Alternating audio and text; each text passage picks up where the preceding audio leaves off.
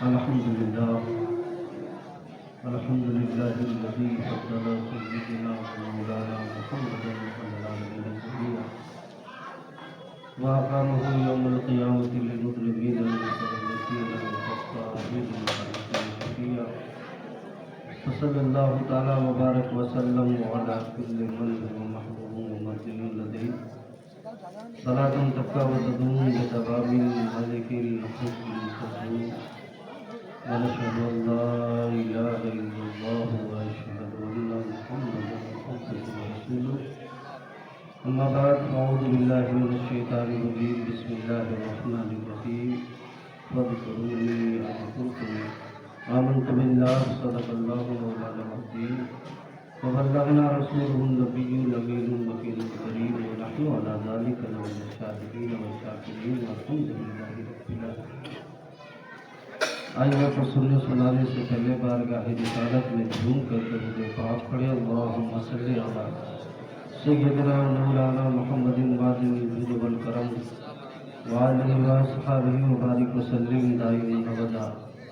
رفیقان گرامی، آج کا وقت کے اعتبار سے بہت ہی مختصر اور ثواب کے اعتبار سے بہت ہی عظیم شان پروگرام منعقد ہے. محترم اسلام بھائی اور ان کے تمام برادران کا میں تہہ دل سے شکر گزار ہوں کہ انہوں نے حضور سیدنا غوث پاک رضی اللہ تعالیٰ عنہ کے نام کی محفل سجائی ہے. بچوں، آپ لوگ بار بار دسترخوان کی طرف نہ دیکھیں، وہ آپ ہی کا انتظام ہو رہا ہے. بس 5 منٹ، پھر اس کے بعد آپ ادھر ہی نظر آئیں گے. سلطان جہاں محبوب خدا تیری شان و شوکت کیا کہنا. سلطان جہاں محبوب خدا تیری شان و شوکت کیا کہنا. ہر شے پہ لکھا ہے نام تیرا، تیری ذکر کی رفعت کیا کہنا. ہر شے پہ لکھا ہے نام تیرا، تیرے ذکر کی رفعت کیا کہنا. معراج ہوئی تا عرش گئے، حق تم سے ملا تم حق سے ملے. معراج ہوئی تا عرش گئے، حق تم سے ملا تم حق سے ملے. سب راز و اوہا دل پہ کھلے، یہ عزت و حشمت کیا کہنا. اور ہر ذرہ تیرا دیوانہ ہے، ہر دل میں تیرا کاشانہ ہے. ہر ذرہ تیرا دیوانہ ہے، ہر دل میں تیرا کاشانہ ہے. ہر شمع تیری پروانہ ہے، اے شمع ہدایت کیا کہنا. اور 2 پھول بطولی گلشن کے، 2 پھول بطولی گلشن کے، ایک سبز ہوئے ایک سرخ ہوئے. اعلیٰ حضرت فرماتے ہیں کیا بات رضا اس چبستان کرم کی، زہرا ہے کلی جس میں حسن اور حسین ہوں. تو شاعر اپنے انداز میں کہتا ہے 2 پھول بطولی گلشن کے، ایک سبز ہوئے ایک سرخ ہوئے. بغداد و عرب جن سے مہکے، ان پھولوں کی نکہت کیا کہنا. بغداد و عرب جن سے مہکے، ان پھولوں کی نکہت کیا کہنا. رفیقان گرامی، آج کا یہ دور کامیابیوں کا دور مانا جاتا ہے، ترقیوں کا دور مانا جاتا ہے، اور کامیابی حاصل کرنا ہر انسان کا فطری حق ہے. آج دنیا جسے کامیابی کا نام دیتی ہے، ترقی کا نام دیتی ہے، وہ ہے دولت ہے، ثروت ہے، عزت ہے، شہرت ہے، جاه و جلال ہے، حسن و جمال ہے، جود و نوال ہے. مگر مشاہدہ یہ ہے کہ ان مذکورہ چیزوں کی بلند ترین چوٹی پر قدم رکھنے والے بھی بے چین نظر آ رہے ہیں، بے قرار نظر آ رہے ہیں. انسان کے پاس دولت ہے مگر سکون نہیں ہے. انسان کے پاس عزت ہے مگر سکون نہیں ہے. انسان کے پاس بڑی بڑی بلڈنگیں ہیں مگر سکون نہیں ہے. انسان کے پاس بڑی بڑی گاڑیاں ہیں، محلات ہیں، زمیندار ہیں، مگر دل کو سکون نہیں ہے. جبکہ اصل کامیابی تو یہ ہے کہ انسان کے دل کو سکون مل جائے، انسان کو قرار آ جائے. آج معاشرے پر نگاہ ڈالیے تو معاشرے کا ہر فرد پریشان حال دکھائی دیتا ہے. نحوستوں نے ہمارے گھروں میں ڈیرا جما لیا ہے. ٹینشن اور ڈپریشن تو ہر ایک کا بنیادی مسئلہ ہو چکا ہے. کاروبار میں تنگی محسوس ہوئی، قرض کا سہارا لیا، اور جب قرض لیا تو یہ الگ سے وبال جان بن گیا کہ اب اس کی ادائیگی کیسے ہو۔ جب ادائیگی کا کوئی بندوبست نہ ہو سکا تو سود اور رشوت سے کام چلا کر اپنی روحانیت کو اپنے ہاتھوں نیلام کر دیا۔ اسی طرح انسان سکون کی تلاش میں شراب کو اہمیت دیا، الغرض کے بعد دیگر معاشرہ گناہوں میں ملوث ہوتا رہا، اور جب ان گناہوں کے اثرات ہمارے گھروں میں داخل ہوئے ہیں تو ہمارے گھر کا چین ختم ہو گیا، ہمارے گھر کا سکون ختم ہو گیا، ہمارے گھر میں لڑائی ہے، جھگڑا ہے، فسادات روزمرہ کا معمول بن گئے۔ آخر ان تمام بیماریوں کا علاج ہے کہاں؟ آخر ان تمام پریشانیوں کا علاج ہے کہاں؟ تو آؤ آج سے 1400 سال پہلے مکین گنبد خضرا صلی اللہ علیہ وسلم پر نازل ہونے والی مقدس کتاب، جسے ہم قرآن مجید فرقان حمید کے نام سے یاد کرتے ہیں، قرآن مجید کے قریب آئیں اور سوال کریں، یہ قرآن ذرا بتا آخر ان پریشانیوں کا علاج ہے کہاں؟ انسان کے دل کو سکون کہاں ملے گا؟ انسان کے دل کو قرار کہاں ملے گا؟ تو قرآن بباغ دہن اعلان کر رہا ہے، نہ دولت میں انسان کے دل کا سکون ہے، نہ جاہ و حشمت میں انسان کے دل کا سکون ہے۔ الا بذکر اللہ تطمئن القلوب، اگر انسان کے دل کو سکون ملے گا تو انسان کے دل کا سکون تو یاد الہی میں ہے، اللہ کے ذکر میں ہے، اور جب انسان کے دل کو سکون ملے گا تو ظاہراً چہرے پر بھی تمانیت جھلکتی نظر آئے گی، اور جب انسان کے دل کو سکون ملے گا تو اسے روحانی چین بھی نصیب ہوگا۔ عزیزان ملت اسلامیہ، آقائے دو عالم تاجدار مدینہ رحمت عالم صلی اللہ علیہ وسلم ارشاد فرماتے ہیں، اللہ کا ذکر ایسی کثرت کے ساتھ کرو، ایسی کثرت کے ساتھ کرو کہ دنیا کے لوگ تمہیں دیوانہ کہنے لگے، دنیا کے لوگ تمہیں مجنون کہنے لگے۔ حضرت سری سختی رحمت اللہ تعالیٰ علیہ نے علامہ امام جرجانی کو دیکھا کہ آپ ستو بھانک بھانک کر اللہ کا ذکر کر رہے ہیں۔ حضرت سری سختی نے کہا، حضور آپ روٹی نہیں کھا رہے ہیں، ستو بھانک کر اللہ کا ذکر کر رہے ہیں۔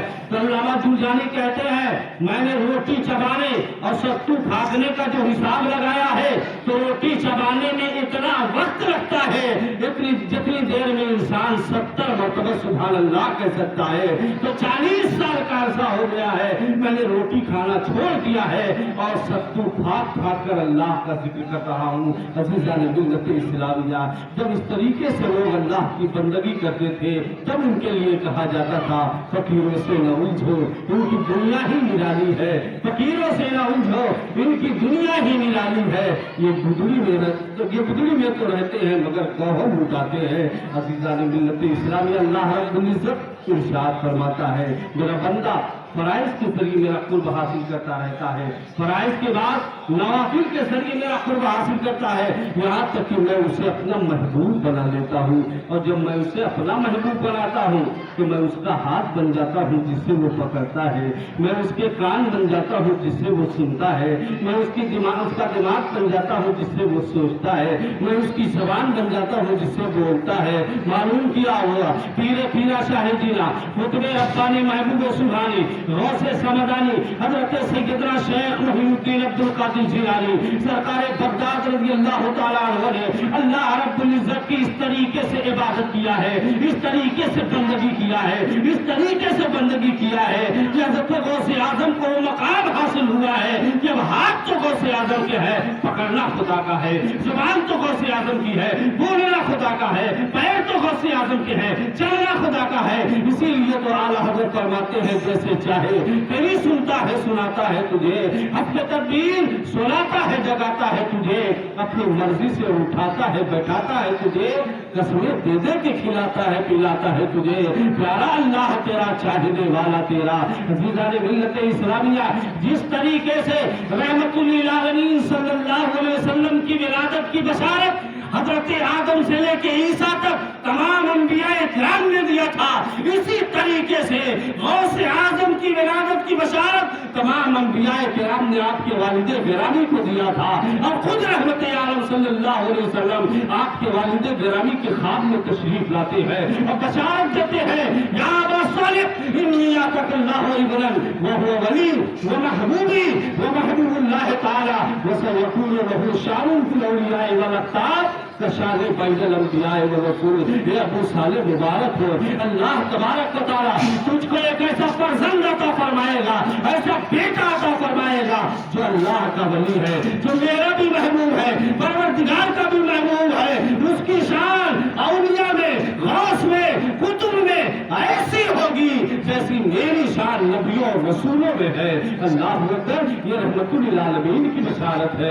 حضرت سیدنا جنید بغدادی رضی اللہ تعالیٰ عنہ جو غوث اعظم سے بہت پہلے کے بزرگ ہیں، فرماتے ہیں مجھے عالم غیب سے معلوم ہوا ہے 5ویں صدی کے وسط میں رسول اللہ کی اولاد اطہار میں ایک لڑکا پیدا ہوگا جو قطب عالم ہوگا، نام اس کا عبد القادر ہوگا، لقب غوث اعظم ہوگا، لقب محی الدین ہوگا، اور رسول اللہ کی اولاد اطہار میں سے ائمہ کرام، صحابہ کرام کے علاوہ روئے زمین پر جتنے بھی ولی ہیں، جتنے بھی ولیہ ہیں، سب کے کندھے پر میرا قدم ہے کہنے کا حکم دیا جائے گا۔ یہ غوث اعظم کا مقام ہے میرے ملت کے نوجوانوں، یہی غوث اعظم رضی اللہ تعالیٰ عنہ ہے۔ ذرا دیکھو تو صحیح، جب مکتب میں جاتے ہیں تو استاد نے کہا بیٹا پڑھو، حضرت غوث اعظم پڑھنا شروع کرتے ہیں، آپ علماء سے سنتے رہتے ہیں کہ حضرت غوث اعظم نے طاؤس پڑھا، تسمیہ پڑھا، سورہ فاتحہ پڑھا، پہلا پارہ پڑھا، دوسرا پارہ پڑھا، تیسرا پارہ پڑھا، یہاں تک کہ 18 پارے مکمل زبانی سنا دیے۔ استاد نے کہا یہ بیٹا پڑھنے آیا ہے یا مجھے پڑھانے آیا ہے؟ آج مکتب کا پہلا دن ہے اور 18 پارے اس نے زبانی سنا دیے ہیں۔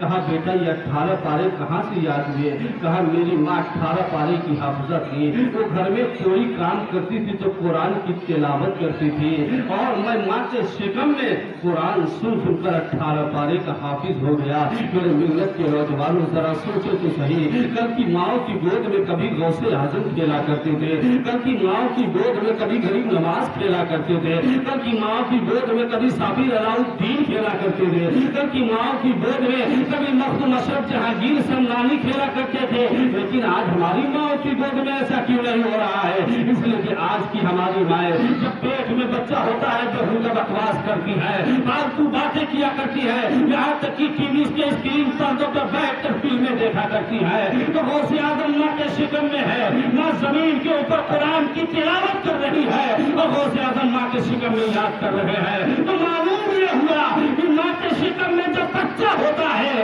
تو ماں زمین کے اوپر جو حرکت و سکنات کرتی ہے اس کا اثر بچے پر بھی پڑتا ہے۔ اے میرے ملت کے نوجوانوں، اور اس کے بعد حضرت غوث پاک رضی اللہ تعالیٰ عنہ ماں کی کس طرح خدمت کرتے ہیں۔ لیکن آج ہماری مائیں ہیں، بچہ پیدا ہونے کے بعد زیادہ تر وہ ماں ہی کے پاس وقت گزارتا ہے، باپ تو فکر معاش میں روزی روٹی کی تلاش میں باہر رہتا ہے، زیادہ وقت بچہ ماں ہی کو دیتا ہے، ماں کو جو کرتے ہوئے دیکھتا ہے، ماں کو جو کہتے ہوئے سنتا ہے بچہ وہی کرتا ہے۔ رفتہ رفتہ بچہ ماں کی باتوں رفتہ رفتہ بچہ ماں کی باتوں کا اور ماں کے کام کا عادی ہو جاتا ہے۔ اب ماں چاہے اسے اچھی بات سکھائے چاہے بری بات سکھائے، بچہ ماں ہی کے کردار پہ چلتا ہے۔ اسی لیے تو کہا جاتا ہے کہ ماں کی گود بچے کی پہلی درسگاہ ہے۔ نیپولین دنیا کا بہت بڑا سائنسداں گزرا ہے، اس نے کہا تھا تم مجھے اچھی مائیں دے دو میں تمہیں اچھی قوم عطا کر دوں گا۔ اے میرے ملت کے نوجوانوں،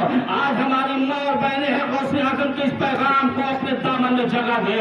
آج ہماری ماں اور بہنیں ہیں ٹی وی کے اسکرین پردوں پہ بیٹھ کے کہتی ہیں دیکھ بیٹا دھرمیندر آتا ہے، دیکھ بیٹا راجندر آ رہا ہے، دیکھ بیٹا دلیپ کمار آ رہا ہے۔ وہی بیٹا جب بڑا ہوتا ہے اور باپ کے چہرے پہ تماچے مار رہا ہے، ماں کو گھر سے بے گھر کر رہا ہے، تو آتے ہو مولانا صاحب ذرا تعویذ بنا دیجیے، میرا بچہ میری بات نہیں مان رہا ہے۔ یہ میرے ملت کے نوجوانوں، مولانا سے تعویذ بنوانے کے بجائے مولانا کے گلے میں رسی کا پھندا ڈال کر دروازے پر لٹکا دو، تب بھی اثر ہونے والا نہیں ہے۔ تم نے تربیت غلط کیا ہے۔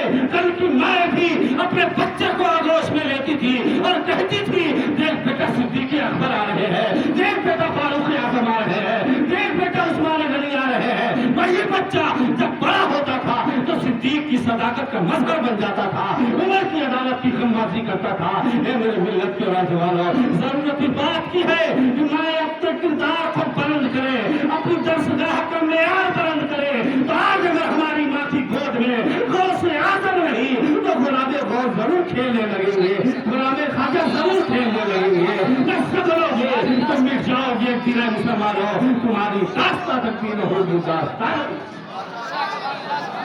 سالار ملت اسلامیہ. اب وقت میں اتنی گنجائش نہیں ہے کہ بہت لمبی چوڑی تقریر کروں. دسترخوان لگ چکا ہے, بچے بار بار ادھر دیکھ رہے ہیں. تو اللہ تبارک و تعالیٰ کی بارگاہ میں دعا ہے, ہمارے مولانا اسلام صاحب نے جو پروگرام رکھا ہے